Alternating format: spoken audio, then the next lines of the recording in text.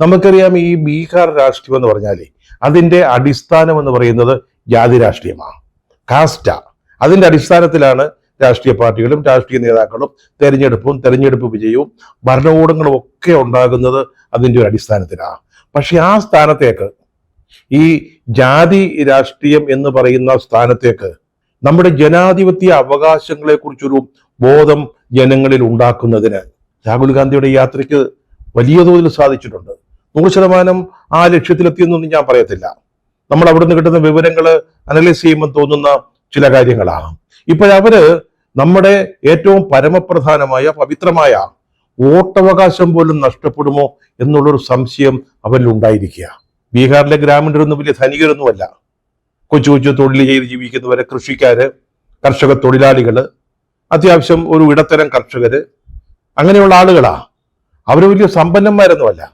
അവര് അദാനിയെ പോലും അംബാനിയെ പോലും ഒന്നും പണമുള്ളവരൊന്നുമല്ല. അവർക്കൊക്കെ അറിയാം. പക്ഷേ ഈ മോഡി സർക്കാർ സംരക്ഷിക്കുന്ന അവരുടെ താല്പര്യങ്ങൾ അംബാനിയുടെയും അദാനിയുടെയും ഒക്കെ താല്പര്യങ്ങളാണെന്ന്.